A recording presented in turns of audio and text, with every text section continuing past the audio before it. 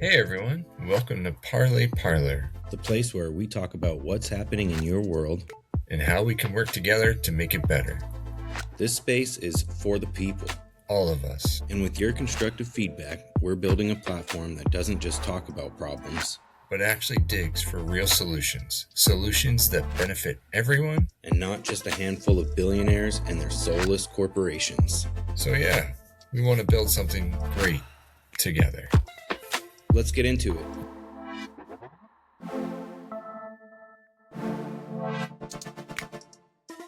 Everything on the news is about not only ICE being completely immune there and feeling like they can do whatever they want, but apparently now 1,500 troops are on standby to be sent into the city because people are protesting because someone was murdered by ICE on video. Straight murdered. I saw a couple police officers, law enforcement, sit there and say it was justified, and then they use their experience as a means of trying to explain it, saying, well, they were in harm's way and everything, and as soon as it happened, technology moves so fast for everybody. There was already a 3D image rendering of the incident itself, where computerized, taken from the 4 or 5 different angles, including the angle that the ICE Gestapo fucker used himself. He had his phone out. He posted it as soon as he got home or wherever the fuck he was. He's yelling at her after he shot her 3 times in the fucking face, calling her a fucking bitch. It's insane. The amount of available evidence to chew on to make your own determination whether it was self-defense or not. It wasn't self-defense. I mean, just watching the video. He took his I've seen law enforcement people, and every lawyer I've seen also who's watched the video said that, for one, that he was not being threatened. Yeah. But for two, that if he was in harm's way, he put himself there. His own volition. Yep. But I saw this one girl broke down the video frame by frame, and she shows that, like, here's where he fires the first shot, and he is completely to the side of the vehicle. Yeah. He's not in front of it at all. So. And then she drove past him after he shot her in the face and popped 2 more in from the side window. Yeah, it's so crazy. But not to mention that the whole excuse of, like, oh, I was afraid for my life, that excuse is getting pretty tired. Yeah. Every law enforcement agent uses it. I was afraid for my life, and therefore, I took someone else. I use deadly force. I know the jobs are different. I understand that. But the comparison that I make a lot is that a firefighter signs up knowing that they're probably going to be scared for their life. They're going to have in a lot of situations, or at least they know that they're going to be going into a situation where any sane person would be scared for their life. And they just do it because that's their job and that's what they signed up to do. If you're so afraid that you're popping people left and right and your justification is, oh, I was scared for my life, go do something else. Like, seriously, go do something else because you're a danger. We touched on it before, and it's just the amount of rage that is built up in these. I mean, it's more men than women. It always is, even though the amount of rage that is in a guy to go to lengths to switch his phone from his right hand to his left hand to then unholster his gun before the car started moving. And that's all in the video. He was at no point in time in actual danger other than what you said, putting himself in danger. He walking in front of the vehicle himself. He's not going to, regardless of who's behind the wheel of that car is not going to yield to him because it doesn't have to. It's, it's an exponential amount of more weight than him, whether it was a sedan or the SUV. It would have knocked him over. He knew that. He stepped out of the way. He opened fire. He shot her in the face. The car moved slowly past her. He popped 2 more. And then it crashed. And he said, fucking bitch. They delayed medics to her. He immediately got into his vehicle and drove off. Like, none of that is a legitimate scene. Like, none of that is by the book. You're a law enforcement. You're a cop, federal agent, whatever. You don't take off. That's it. Number one, you don't do that. You're not supposed to. Yeah, I know that that. seems I'm like a fucking civilian. you did something wrong. Yeah, you know what you did. And then he went home and posted it to some fucking kooky ass alpha male site or was a right wing propaganda website. I shot And a liberal in the face. Oh like yeah, this, own the libs. own the libs. Yeah, shoot him in the head. I don't. That guy's got some fucking pent up emotional anger, and it came out to shooting someone. I think we said it before. Men are afraid women will be mad at them. Women are afraid men will kill them. Yeah. That's what happened. Yeah, and then when you take that and expound it by being a cop, the culture inside of the police is so toxic. But he wasn't even a cop. There's also a lot of ICE agents are cops. They're Well, immigration cops, but they're still cops. yeah, they couldn't get to be a cop, so they went a step down, but they somehow got more Yeah, funding than the actual true. military. Yeah. 47 days to train them. So wild. There was a reporter that wanted to find out how scrutinizing the application process was. So she went and applied and she got hired. Yeah. She got hired with almost nothing, like no background check, no nothing. Yeah. Are they just dumping 50 grand into your bank account right away? Like, what's the timeline? Can anyone do it? Can we just stop up? I think it's 20 grand, and it's probably after you finish your training. Is it pay training? I mean, what's going on here? These guys are to get taken care of, but literally every day, working class citizens are put through the ringer, pushed with propaganda pushed down everyone's face. Everything from your phone to your television to your computer. I don't even know who really listens to the radio anymore. The last time I listened to a regular FM station, it felt like it was more ads than music. And I mean, where are we going? Is that just who we are now as an evolving society? Is that we're actually going backwards, that we are no longer human to each other? I don't know if that's necessarily going backwards. There were plenty of times in the past where we were much more human to each other.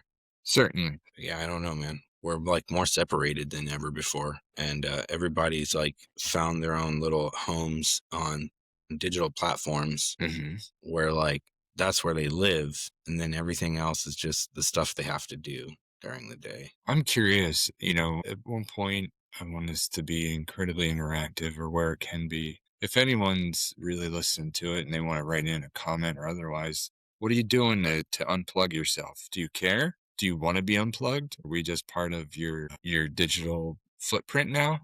Do we just show up because we offer some sort of commentary? But we're the good part.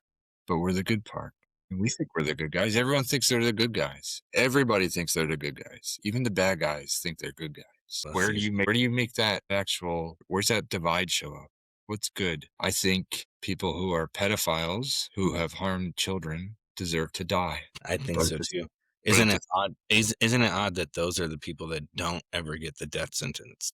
I see that. Yeah. I'm also the same person that will stop my car on the highway and pull over to help someone change a tire or if something went wrong. See what I could do to help. I don't think those two are mutually exclusive. You can be a really, really good person, but also want death of people who harm children. I'm not pushing it to the narrative that some of the right wing were doing forever, where they were screaming about pedophiles and and turns out the majority of them are. Yeah, that call was coming from inside the house. Yeah, that was it, right. That was the call's coming from inside the home. It's just, this whole cabal thing that had been pushed around for years. And, if it takes down massive amounts of high-powered Republicans, good. If it takes down massive amounts of Democrats, good. Yeah. It's going after on that list.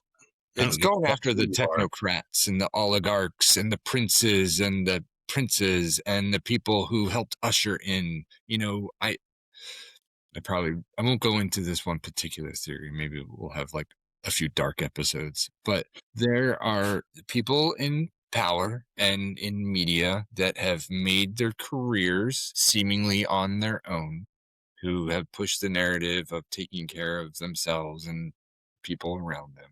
Meanwhile, as they come up in ranks, they are in line with some criminals, some major criminals. People in the industry, in the media industry, the put out magazines and shows, and they're really, really popular. They got their startup by working with some fucking creeps. Like, you can look at the circle of folks that surrounded Harvey Weinstein. Mm-hmm. No, you weren't in his circle and playing dumb. Mm-hmm. That dude No, didn't. yeah, there's so many. Like I don't know if you've seen it yet, but the documentary on Diddy that's on Netflix is really, really good. I haven't seen it yet. It's really good. You should check it out. Yeah. But anyway, it touches on what you're saying. Like, people were able to look the other way on things that were going on or act like things weren't going on that were, because it was just so easy to justify, like, I need this. This is the next step to make it in my career. I have to do this. And so I just have to look the other way. And I think that, that happens with Diddy. It happens with Epstein. It happens with lots of people. I think it happens a lot more often than people realize or are willing to admit. I think a lot of gatekeepers are probably pretty fucking terrible people who have a position that allows them to get whatever they want. And when you put a person, especially a weak-willed person, in a position like that, they're going to take advantage of people over and over and over again. Over and over again. Yeah, I don't know. Take them all down. Yeah, Take them I all think down. I think that everyone associated with that world needs to go down. Yep. This is kind of a side note, but it's kind of related too. I find it kind of interesting. I don't know if this is exactly how this happened, but I just remember, like, as things came to my attention, it happened in a certain order that in retrospect is pretty fascinating. Remember when Ashton Kutcher addressed Congress. Congress Yeah. about sex trafficking? Yeah. That was like the first kind of thing that was on my radar. And then shortly after that, people started going down. And every one of those people, in one way or another, is connected to Ashton Kutcher. Like, one of the people that went down was the guy that owns Oh, Abercrombie and Fitch, which is how didn't know that. it's how Ashton Kutcher got his break, was modeling for Abercrombie and Fitch. So I'm like, dude, was he trafficked?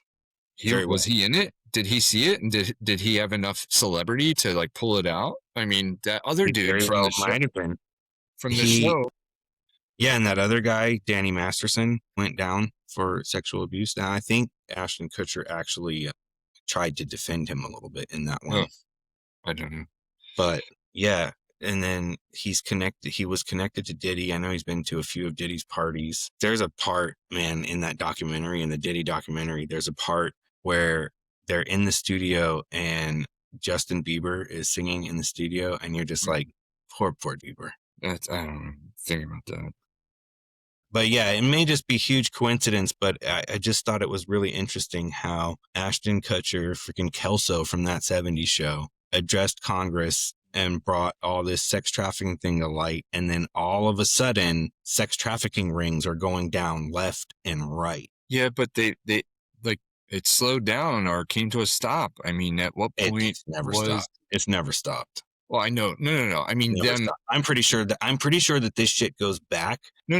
I mean, being stopped, like, they stopped taking these rings down. Like, it. I don't see what you mean. I don't see it to the extent that it was happening. It's not making the news. The news that's happening is that we know it's going on. We knew it went on, and people like Donald Trump are part of a bigger ring. He best friends with Jeffrey Epstein. And a lot of these rings overlapped. So I think a part of the slowdown that you're talking about might have to do with all the holdup on the Epstein file, because I think if we really got more into those in depth, just everything would open up. It's not just going to be about, oh, these are some clients that raped some girls that they paid Epstein for. It's going to be about people that he worked with and people that worked together and people who did other things. Trump is one of them. And then there's I can always remember his name, and now that I'm on camera, I can't. But there's a couple. There was one guy who was arrested for the same exact thing as Epstein, and he was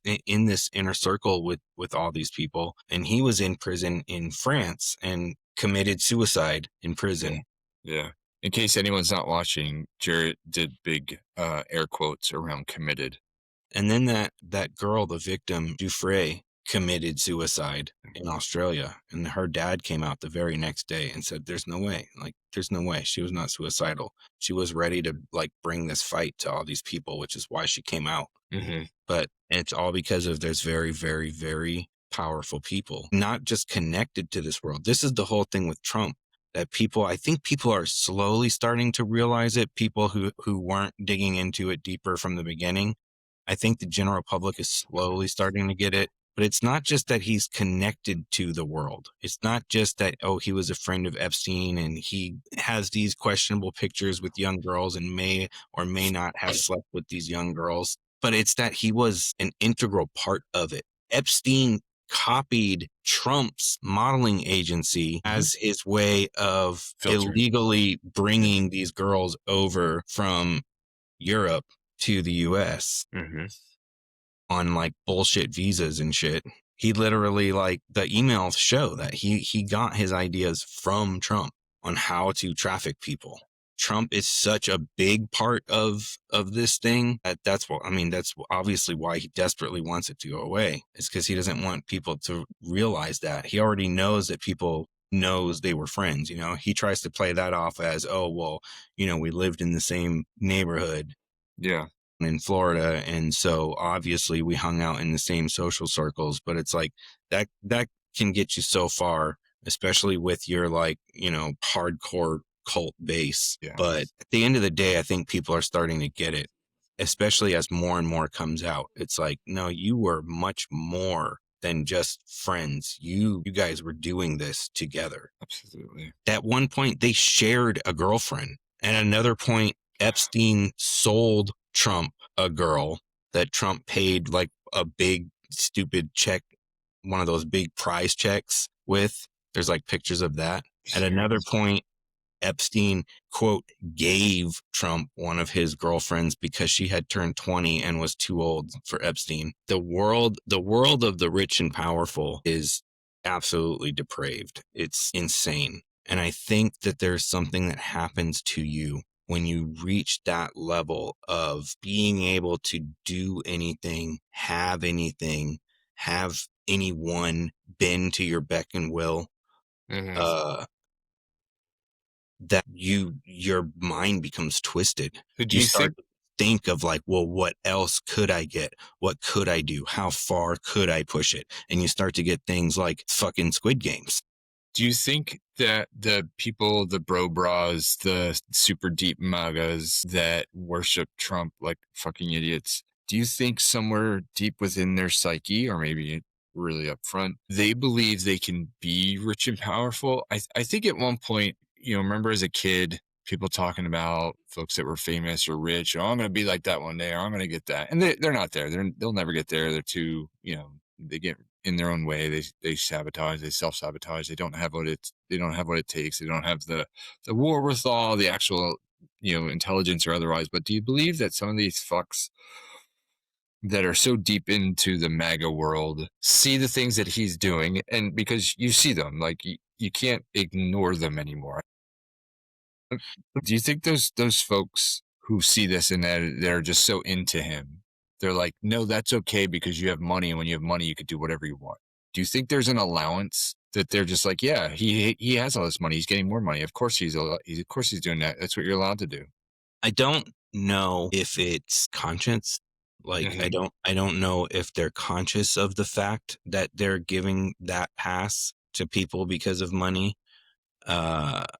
Or that they would articulate it in that way, like, oh yeah, of course. I think some people might, but I think that it might be a subconscious thing in a lot of people where it's like I want to be rich one day and be Mm-hmm. able to do whatever I want, and therefore I'm going to give a pass to other people who are doing that because I Sure. want to be allowed to do that, Yeah. even though the chances of you ever getting in that club are like zero. But I think that that is how that works, like the mental gymnastics that are done in the background Mm-hmm.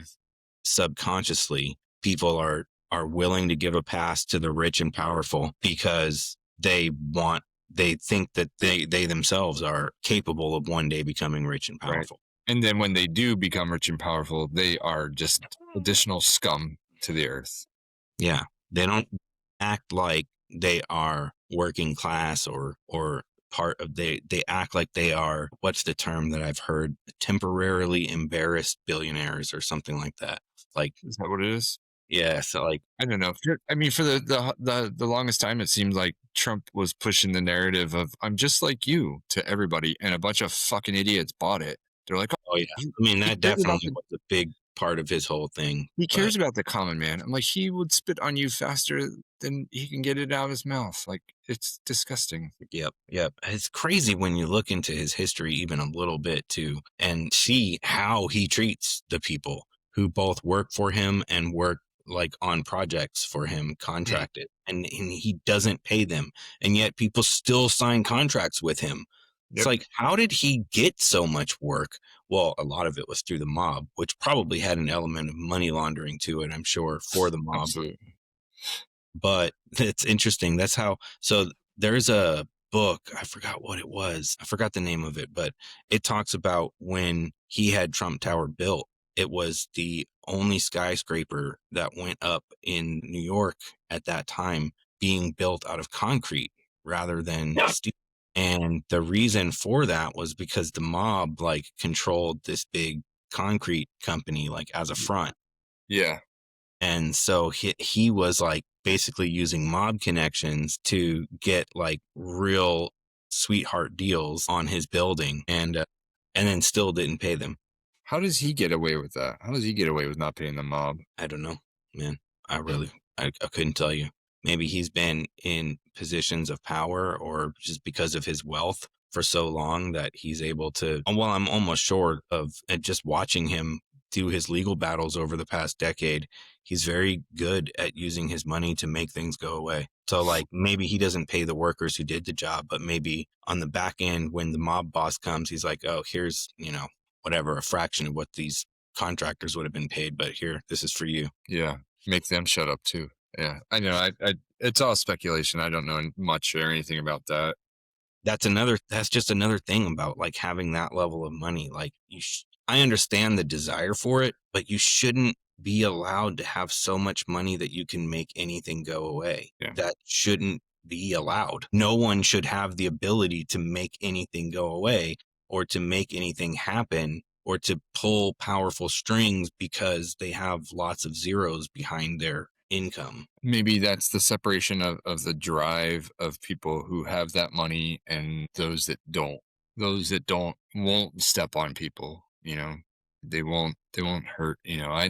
We've said before. I'll say it again. There are no ethical billionaires. Right.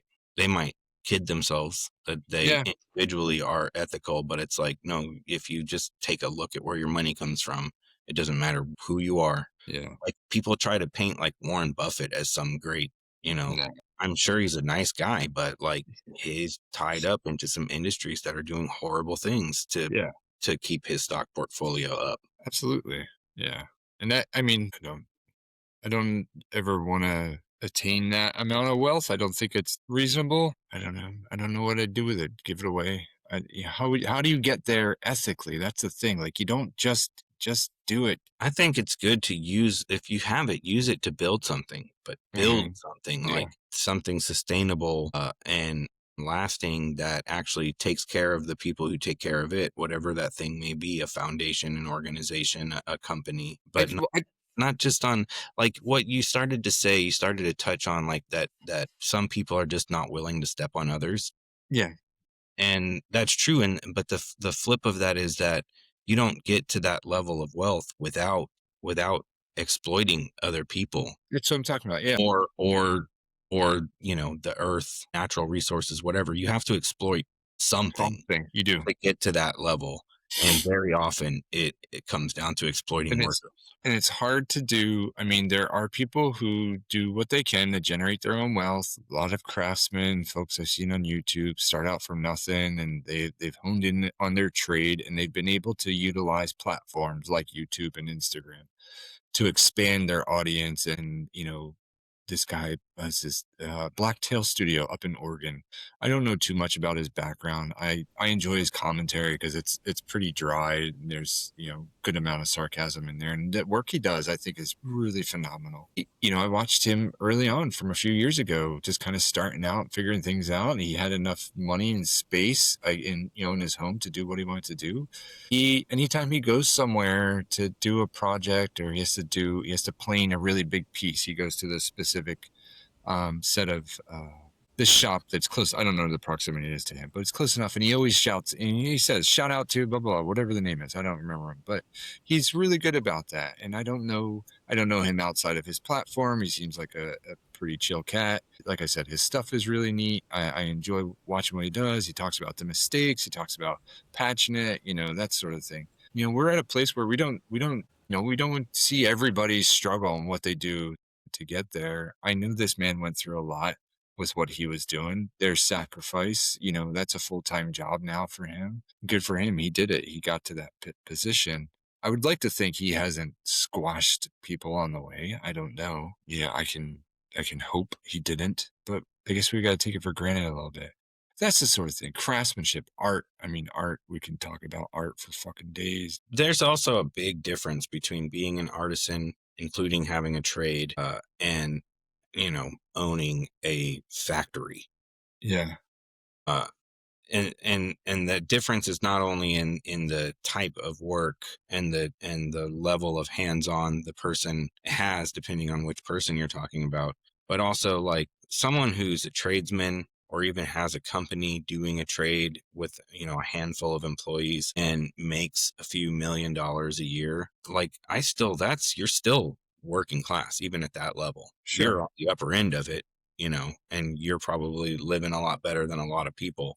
But the difference between someone who's got a few $1,000,000 a year and someone who is making hundreds of billions of dollars a year is so stark that like there's literal like examples that break it down in terms of time or like stacks of cards or whatever that show like the vast difference. But the only way that the human mind can even fathom that difference is by these like visual or metaphorical examples that break down. Like the one about time is like $1,000,000 is a day, $1,000,000,000 it's like right. 30 years. 32 years. Yeah. Seconds. 1,000,000 seconds is about 12 days. 1,000,000,000 seconds is 32 years. Yeah.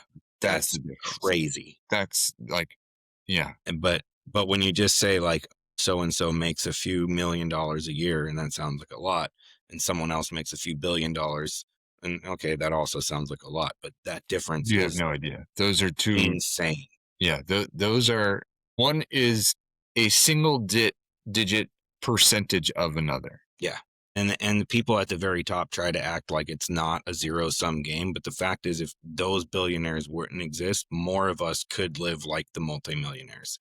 Yeah. And should be, like literally should be, with the way that pay should have gone up with the rate of everything else before the 70s. I'm sure you're familiar with, I don't know about everybody else, but there's a graph that shows like the cost of living and the cost of income, and it goes up steadily until the 70s. Everything's going up together, and then in the 70s the income just levels off.